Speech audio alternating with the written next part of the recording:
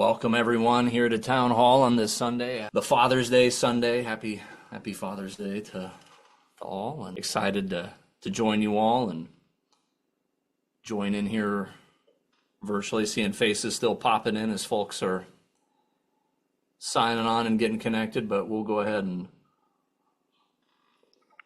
get rolling here. And I was just talking about this. We think this is the third time I've done Father's Day for this Town Hall, so it's becoming a tradition, and you think by now I would know somehow how to fuse Father's Day into what I'm doing, but I still, I'm like, I don't know what I do. But no, I do have some thoughts and some things I've been reflecting on. So I'll just start off with maybe a little talk, and we'll get into a meditation. And one thing that occurs to me as I'm starting off thinking about Father's Day is I was very fortunate. I've got my father was very much a good mentor and guide and influence for me, and still is. And I recognize not everyone has that kind of relationship with their father, so sometimes that invoking father is a little bit sticky. And then I'm also a dad. My kids just turned 14 and 11, and so that's been also awesome for me. But sometimes kids or not having kids, etc., is sort of a maybe a touchy point. So maybe more like I think of like lessons from fatherhood or from my father, maybe more of like a mentoring type of things I've learned from mentoring type of role or being mentored. So a little more universal. The father seems pretty specific. It's a pretty a narrow thing. But now maybe just as a little bit of background, I think many of you have heard this story too, but one of the maybe to zoom out actually before I get into my story is one of the things I'm going to talk about today is one of my favorite teachings, which is called the 5 perfections. Basically says that whatever arises, it's the perfect time, it's the perfect place, the perfect teaching, the perfect teacher, the perfect student. So, whatever arises is just perfect the way it is. It's just exactly the lesson, including the time and the place and yourself and all of that. And I've sort of found that to be true, and also found that to be really helpful as I navigate different things, especially, frankly, things that are less welcome, things that go exactly the way you want them. Maybe you don't need to give yourself this reminder of, hey, this is the perfect time and place and lesson, but when things maybe don't go according to plan or the way we want them to, it can be pretty helpful. But maybe just a couple reflections on that. So I remember my daughter's now 14, but I was finishing up grad school. We were expecting her, and it sort of dawned on me that I had kind of like put my head down on grad school and not really thought about anything else for a little while. And then I realized I was going to have like a kid to, mentor and advise, and it was very much what I describe as an oh shit kind of moment of like, I don't know what I think about a lot of these things that I think a kid might have questions about. So maybe I should revisit that. Interestingly, my dad had this Atan book, which I had borrowed from him, stole from him, I don't really remember which. It's still on my shelf, so I definitely didn't give it back, I know that. But I was reading through it, it said, hey, we always think life will really start once this happens, right? Or once this chapter is over. Like, once I get this done, then it's really going to begin. And he listed off some examples, and I kid you not, one was grad school. And I was kind of like, all right, this is the, if I would use my terms. Now, it was like the perfect teaching it was the perfect time and the place for me to read that. But it also that book got my kind of head going down a certain direction. And of all things, I was riding in the backseat of my brother-in-law's car when we were visiting them in Florida, and he had Lama Surya's Awakening the Buddha Within sitting in the back seat, and I just picked it up and was like, ooh, I got to get this, right? That's been, probably 15 or so years ago now that happened and set forth a lot of things that have helped me greatly. Very grateful for Lama's teaching and guidance and these books, which I think have led many of us to him and to maybe even a different type of, teaching and approach that I certainly didn't grow up in a, Buddhist house or something like that. The time and effort he spent to accumulate the wisdom he did, and then to communicate it so clearly and in a way that's digestible even for someone coming in it from the outside was really helpful to me. But just, again, as I reflect on kind of this perfect time, perfect place, it really has been the case for me in many ways, and including, you could say, like my own father's influence on me through multiple ways, but even just these different books he had around that sort of set the table for me. It was kind of a ripe situation that I was lucky to be in. And then I think about parenting has been interesting. I've really enjoyed it and found it very valuable, and I try not to overly glass half full things, because there's definitely some trade-offs, but certainly whatever I thought it would be like, it has not been that way, right? So whatever ideas I had of what it would be like to be a parent, it's not been that, and it's beyond, I would say, good or bad, or anything. It's just not what I expected. And the more I think about it, that's kind of the entirety of life seems to be that way, right? It's not quite what I expected. And you might have an idea of what it's like to go through different phases and stages, but until you actually experience it, it's a different thing. And it's one thing I love about, especially the Dzogchen lineage, is very experiential. So it's less about intellectual understanding or the terminology or knowing the different people and the foreign language, and more about the experience and just fully directly experiencing whatever arises. And so when I do get into meditation instructions are more or less just leaving it as it is, and whatever arises, just let it come and let it go. And I like that too, because it also works for non-meditation, for whatever we do after we leave the confines of this.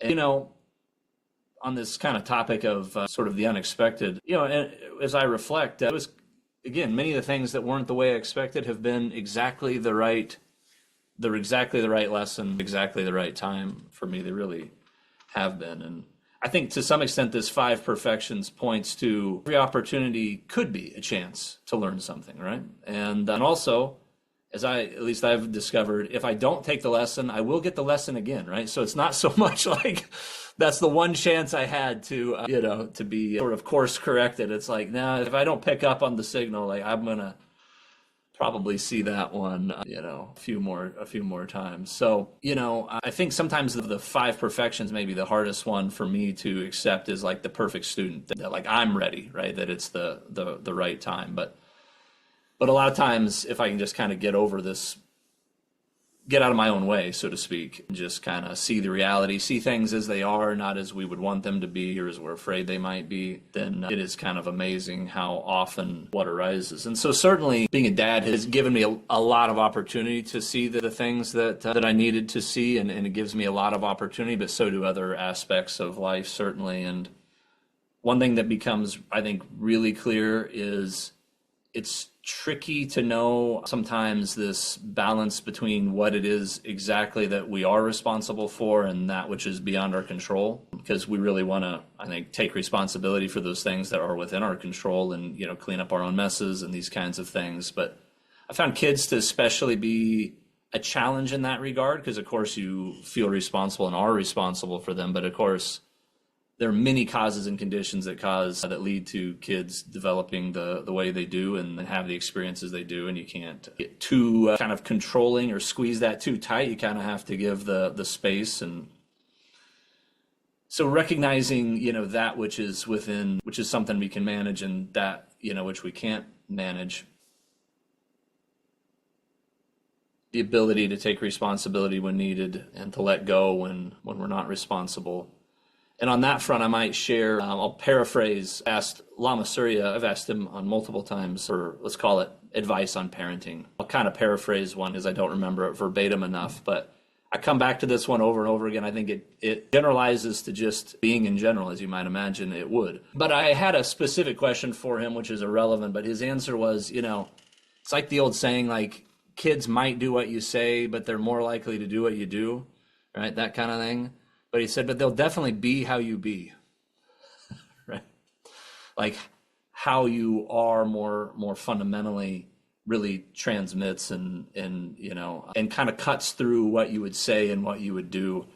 And a message was really, again, to kind of take care of my own practice and really to take control over the things that I could, and to practice and to make sure kind of I'm in the right space and staying in reality and keeping a clear view of things. We've heard Lama probably say sometimes, when I'm clear, everything's clear, right? So really taking that time to let that cut through, which was, I come back to that quite often, that conversation when I'm sometimes wondering, I'm not sure how to navigate this specific issue, but it's hard to give support when we can't quite support ourselves. So we kind of have to put our own mask on first, so to speak, use a flight attendant kind kind of adage. And so it's one thing I love about this group and the practice in general is in these Sunday town halls is this has been so valuable for me to have a group to practice with, and got this going during the pandemic, but to be able to join in virtually and the flexibility of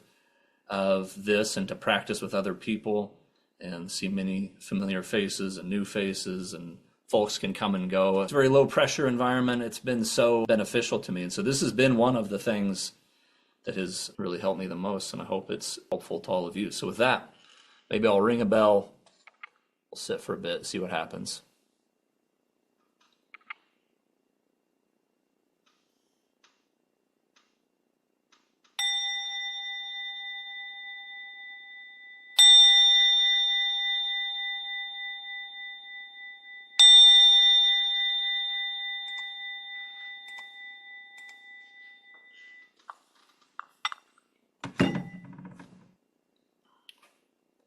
May all beings possess happiness and the inner causes of happiness. May all beings be free from suffering and the inner causes of suffering. May all beings remain undivided from the sacred joy which is free from suffering. May all beings come to rest in great peace and equanimity beyond attachment and aversion to friends, enemies, or strangers. So with that, you can feel free to shift around, stretch, grab a drink, get comfortable, find a comfortable position.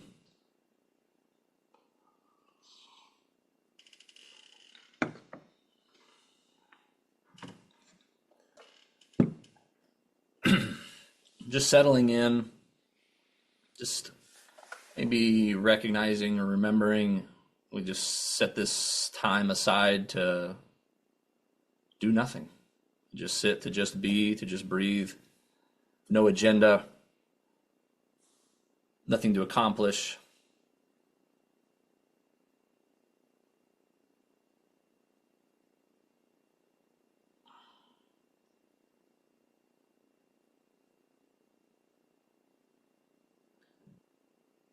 Just taking some time to arrive, settle,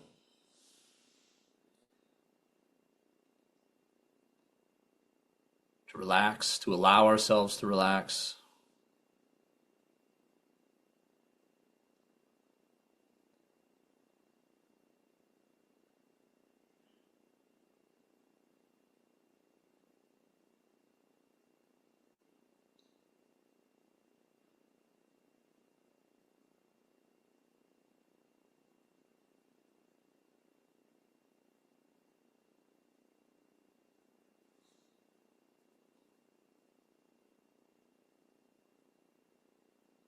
So just keeping our bodies natural, at ease.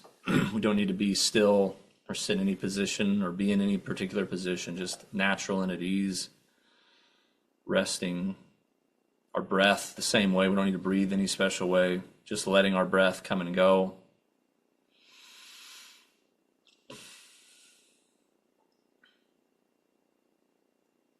And natural heart and mind. So whatever is going on in the realm of thoughts and feelings, just allowing it to come, allowing it to go. And sometimes there's maybe a thought that we should be having a particular experience or not having a particular thought or feeling. But going back to this idea of the five perfections, the perfect time, the perfect place, the perfect teaching, the perfect teacher, the perfect student, whatever arises.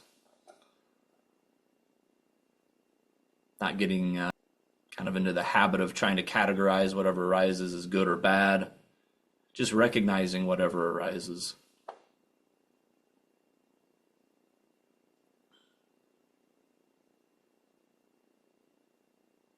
And experiencing whatever comes up, feeling whatever comes up. Not trying to muffle or mute our experience, but just directly experiencing whatever arises.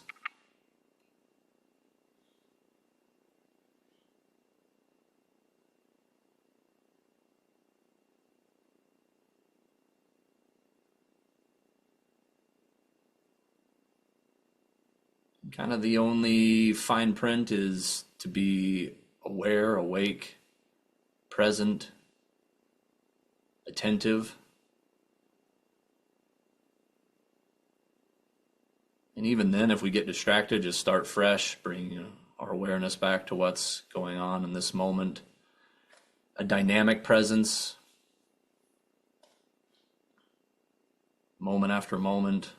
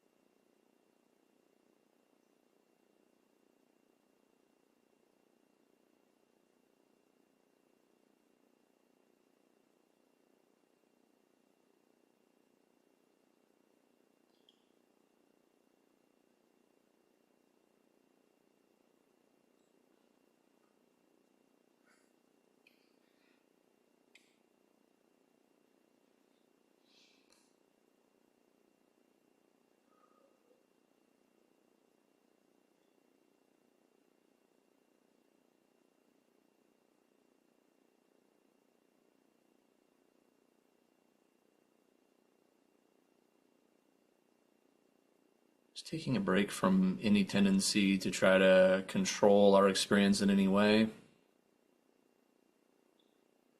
Just letting go.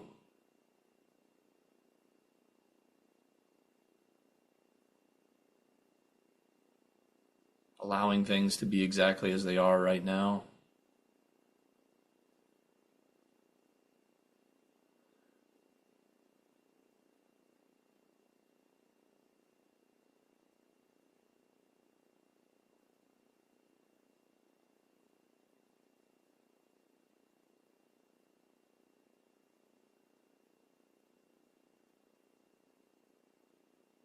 Again, it's not about not thinking or not having any kind of experience. If thoughts arise, just simply recognizing them.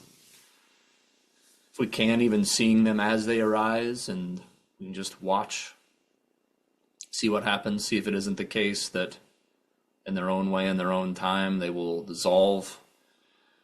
Maybe something else pops up, maybe silence, stillness arises.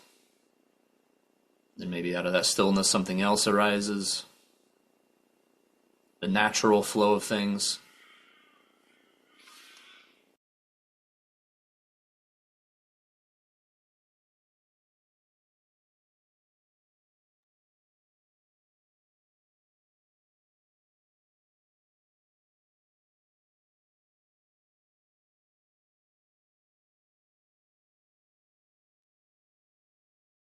We might also notice that which knows, that which notices, this present knowingness, our awareness itself, aware of awareness.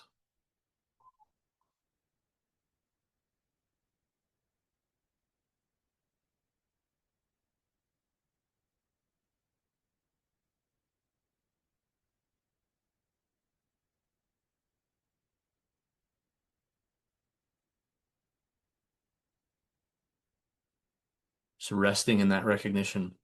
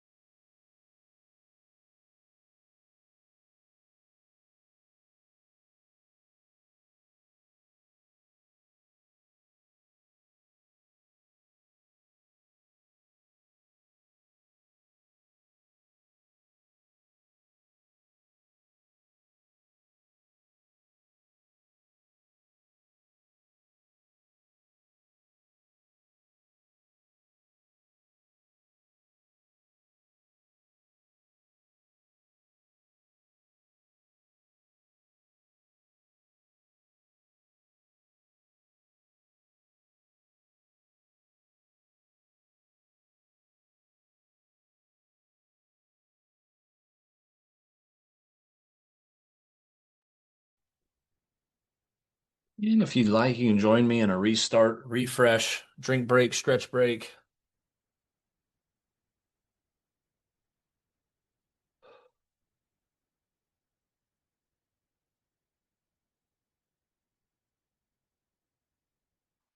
Just keeping things fresh.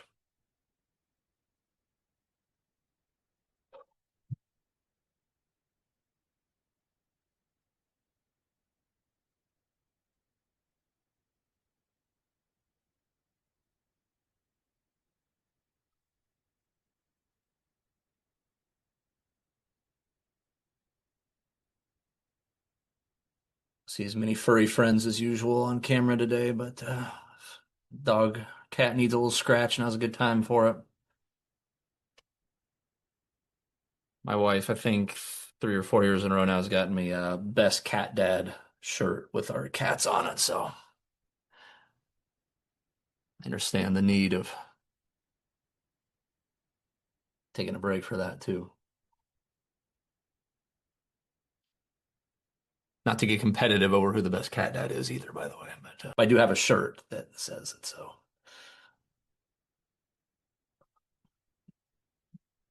Ed is not convinced, I can tell.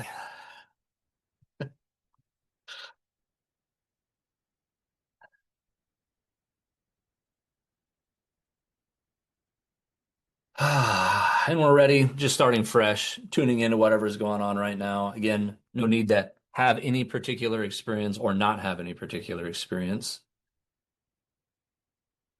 Just recognizing whatever arises in the body, in the breath, in the heart, in the mind, thoughts, feelings, perceptions, things we take in through the senses, whatever is arising, just recognizing it. Again, not really analyzing, labeling, judging, but just experiencing.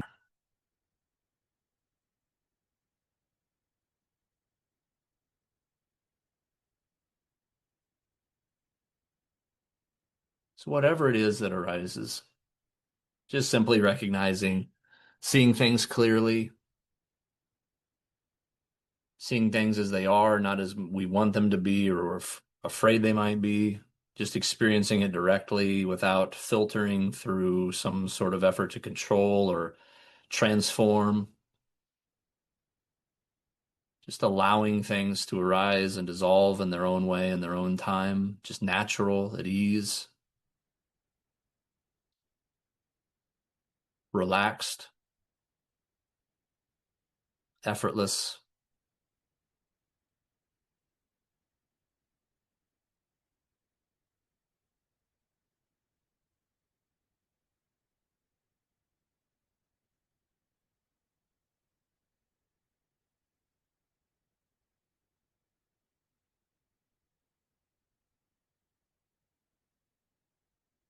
We may well recognize stillness, spaciousness, calm, openness,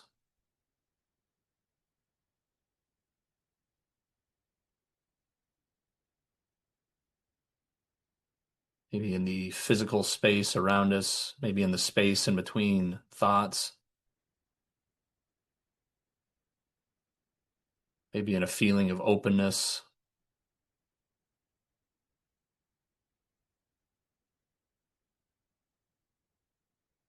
And no need to create that feeling, just something we might recognize as we are tuned into what's going on.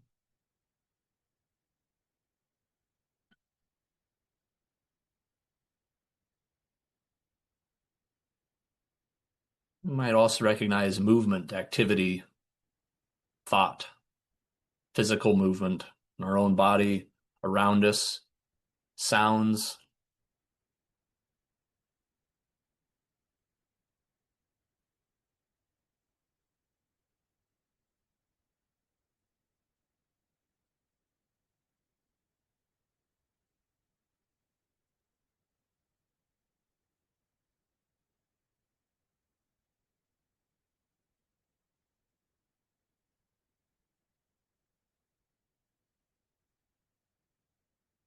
We might recognize that which recognizes, that which recognizes spaciousness and stillness and openness, and that which recognizes movement and activity.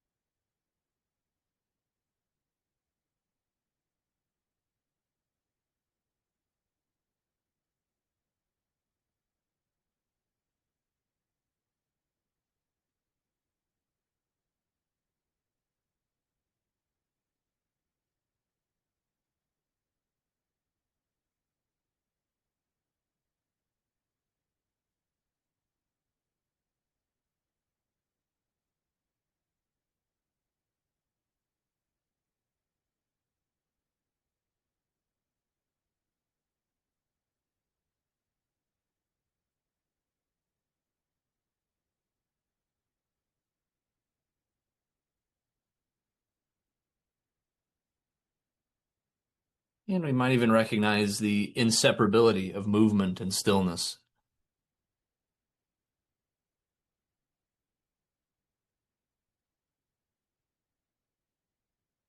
No need to sort of pick favorites in terms of stillness and, let's say, like quietude and non-thought, etc. We may very well have moments of not thinking and stillness and quiet.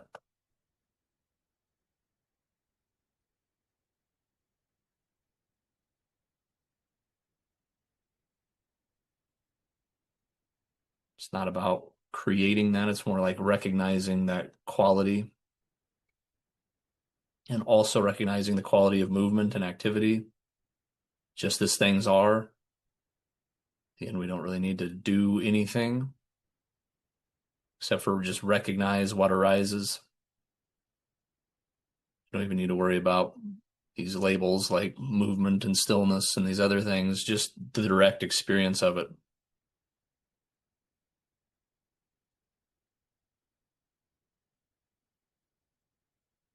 It's moment after moment, just recognizing whatever arises, seeing it clearly, experiencing it fully, allowing it to come, allowing it to go,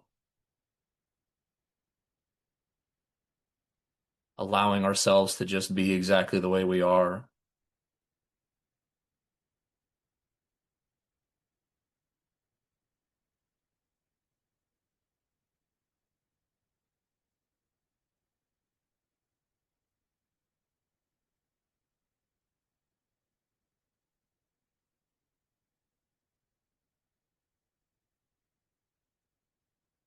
So just resting in things exactly as they are.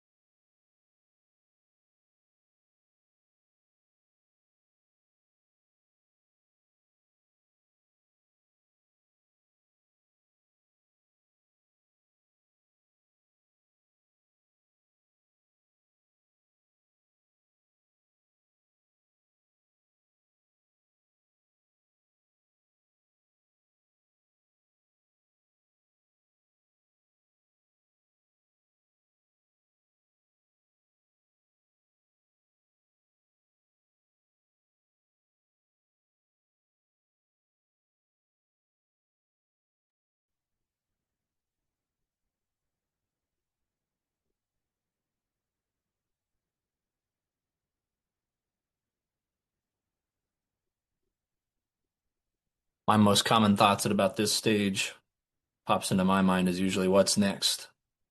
It's the next step of this. At least in the natural meditation, the punchline's already been delivered, for better or worse. So leave it as it is. Just recognize things as they arise. There's nothing else to do, nothing more to figure out, no state to cultivate.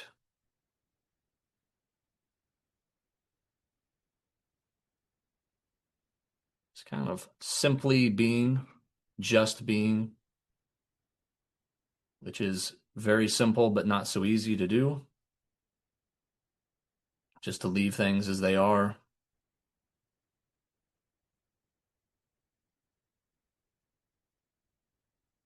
And then just sustain, maintain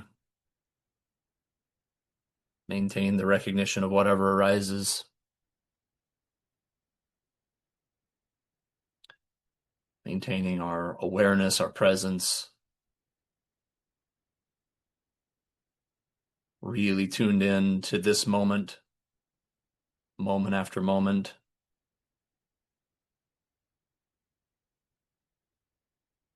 Starting fresh as many times as we need to.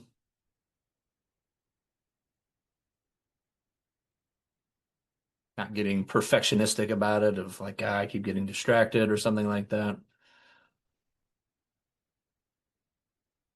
Whatever arises is no problem. Simply recognize it.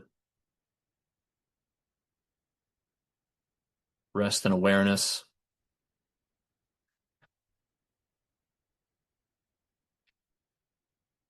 Enjoy a break from our usual habits, from selfing, from stories about who we are, who we're not. Just letting that all go. Again, if that story's playing in the background, just let it play. Leave it alone. Let it come, let it go.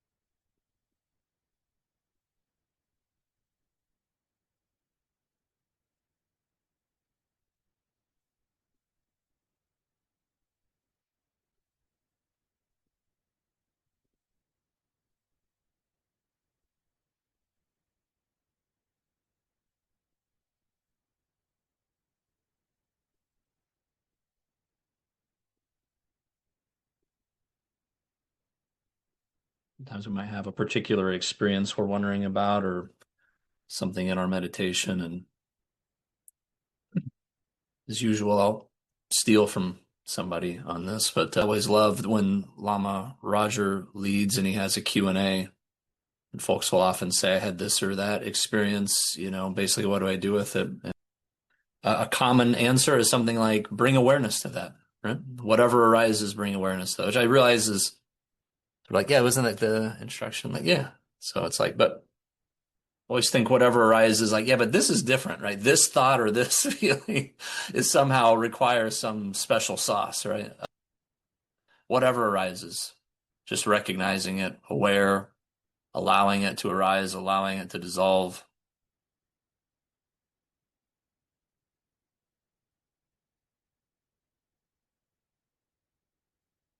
At least for now, nothing to figure out or transform,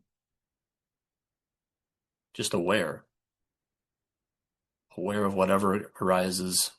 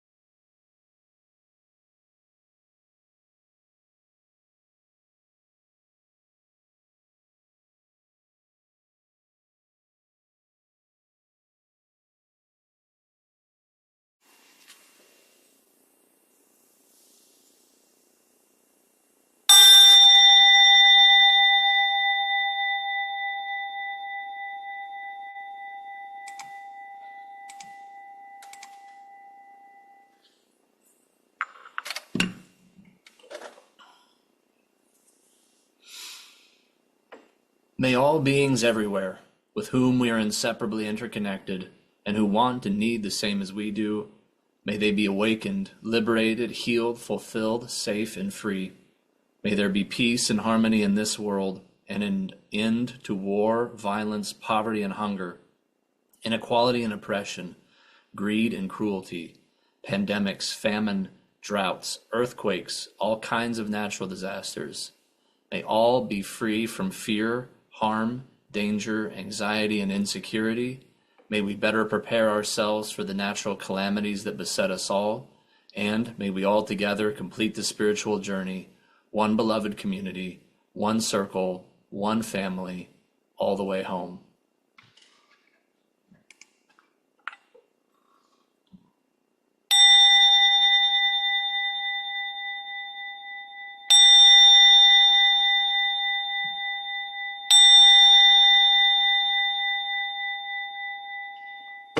I bow to all of you Buddhas. Thank you so much for your practice. We've got some time for questions, comments, reflections. So if you want to jump in, feel free, jump in.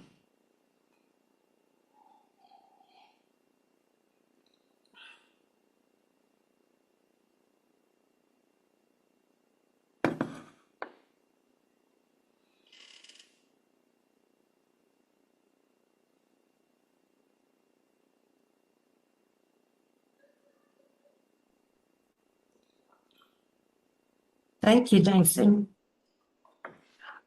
I love the 5 perfections because I'm watching these thoughts as they go through. And so because it's Father's Day, I guess naturally my father showed up, right? And so I would think about and be with him and thank him for everything he did to support our family, love us, etc. But then a thought came from Diljo Khyentse Rinpoche, I hope I'm saying his name right, his collective works, where he says many different times, all beings have been our parents at one time or the other. And I always found that pretty shocking. But I accepted. And so I then went around this room, our Zoom, thanking each person. Thank you for helping support me throughout all these thousands of incarnations or whatever, however many there are, all interconnected. And it made me feel more loving to every person that was there. It brought it to a personal level, like, what? They're my mom and my dad? Oh, man. So anyway, thanks, Nathan. Good song for Glenda. Thanks, Glenda. That was great. Appreciate that. Eric, I saw you had a hand up. Feel free to jump in. I wanted to say thank you very much for the meditation this morning. It was in my own experience, it was a difficult morning. Things were just happening, and this helped me get to a much more peaceful, grounded place. So I appreciate you. Thanks so much for sharing, Eric. Well, everyone, thanks so much for joining us. As always, if you feel so inclined, dzogchen.org, you can go there to contribute, help support Lama's mission of transmission, support the Dzogchen Foundation. And we will be here, same place, same time next Sunday. Always looking forward to it. We'll see you then. Have a great rest of your Sunday, everyone. Take care.